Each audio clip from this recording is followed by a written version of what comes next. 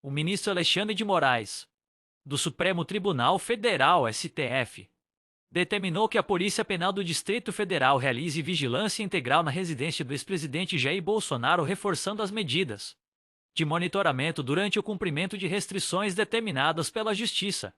A decisão faz parte do acompanhamento das medidas cautelares impostas a Bolsonaro, que inclui prisão domiciliar em razão de processos e investigações judiciais em andamento. A vigilância integral tem como objetivo garantir que o ex-presidente cumpra todas as exigências impostas, evitando qualquer tentativa de descumprimento das ordens judiciais ou de fuga das medidas de controle. Trata-se de uma medida preventiva, comum em casos que envolvem figuras públicas com histórico de mobilização política ou risco potencial de descumprimento das regras de prisão domiciliar. O monitoramento impõe presença constante de agentes da Polícia Penal, controle de entrada e saída da residência, fiscalização de visitas e atividades cotidianas de Bolsonaro, de acordo com protocolos de segurança definidos pelo STF. A medida busca assegurar a integridade do processo judicial e a segurança do ex-presidente, ao mesmo tempo em que evita interferências externas ou pressões políticas que possam comprometer o cumprimento da lei. Essa decisão ocorre em um contexto de alta tensão política no país, com Bolsonaro sendo figura central em diversas investigações, incluindo aquelas relacionadas a atos antidemocráticos e contestação de resultados eleitorais. O STF tem reforçado o acompanhamento de indivíduos que, devido ao cargo e influência, podem representar risco ao andamento das investigações ou ao cumprimento das medidas legais. A ação de Moraes evidencia o fortalecimento da atuação da Justiça e da Polícia Penal na supervisão de figuras públicas, mostrando que ninguém está acima da lei, independentemente de seu passado político ou posição social. Especialistas em segurança e direito apontam que a medida de vigilância integral é uma forma de prevenir incidentes e garantir que a prisão domiciliar seja rigorosamente cumprida, mantendo a ordem e a credibilidade do sistema judicial. Além disso, a vigilância de Bolsonaro levanta debates sobre equilíbrio entre direitos individuais e segurança pública, especialmente quando se trata de ex-presidentes. Apesar das críticas de setores aliados ao ex-presidente, a medida é vista por juristas como necessária para assegurar que as determinações do STF sejam efetivamente cumpridas.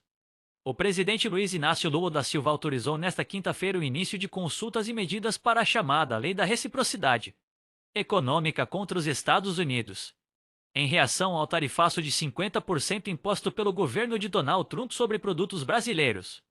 A decisão marca um passo firme do Brasil diante de uma medida considerada protecionista às exportações nacionais, especialmente em setores como o aço, o alumínio, o agronegócio e outros produtos industriais que têm grande relevância na balança comercial entre os dois países. A Lei da Reciprocidade Econômica é um instrumento legal que permite ao Brasil adotar medidas equivalentes contra países que imponham barreiras tarifárias ou comerciais consideradas injustas, buscando reequilibrar as relações e evitar que os produtores brasileiros saiam em desvantagem.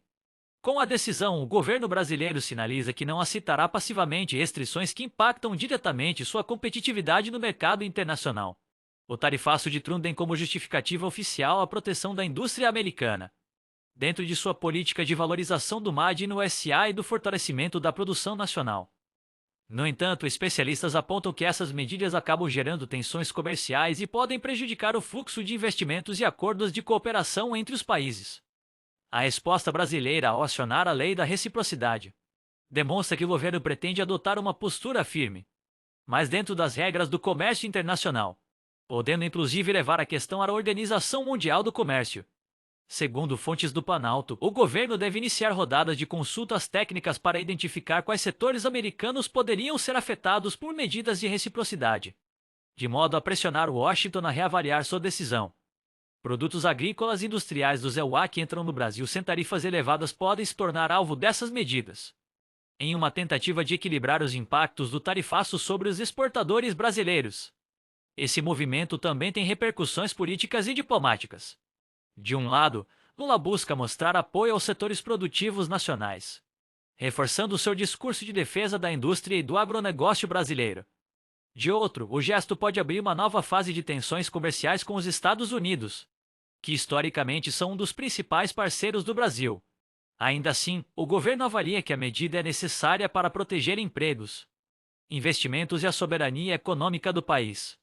Economistas destacam que, embora a medida brasileira seja legítima, É preciso cautela para que não se transforme em uma guerra comercial prolongada, o que poderia afetar cadeias globais de produção e a confiança dos investidores.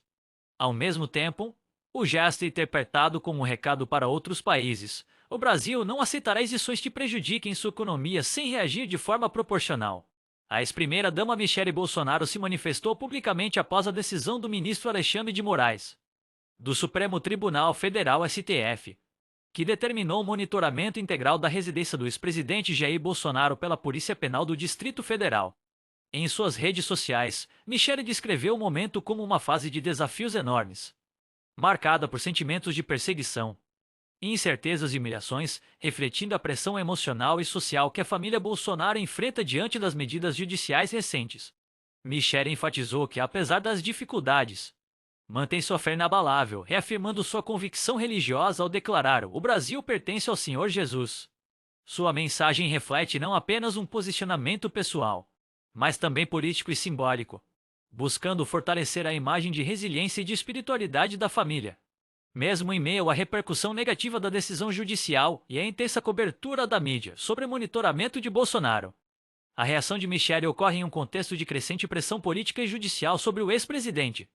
Desde que foi determinado o monitoramento integral da residência de Bolsonaro, aliados e familiares têm se manifestado, criticando o que consideram uma perseguição e denunciando, segundo eles, arbitrariedades por parte das autoridades.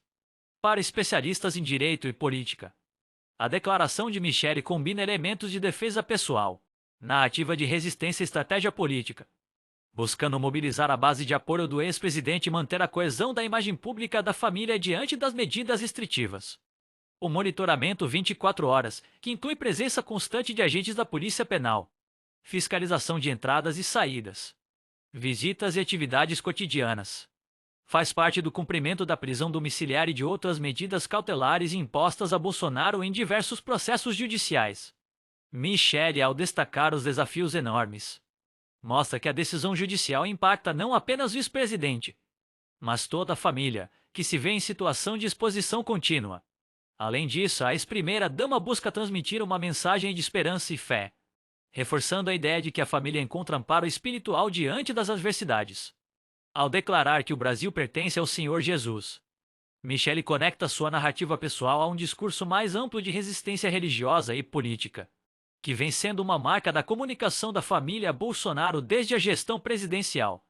A repercussão das declarações de Michele é ampla, tanto entre apoiadores do ex-presidente, que enxergam nas palavras uma reafirmação de força e fé, quanto entre críticos, que interpretam o posicionamento como uma tentativa de mobilizar o eleitorado e reforçar a imagem de vítima diante das ações da justiça. Em paralelo, o episódio intensifica o debate sobre direitos individuais, segurança, monitoramento judicial e limites do poder da justiça sobre ex-presidentes, temas que ganham cada vez mais destaque na política brasileira.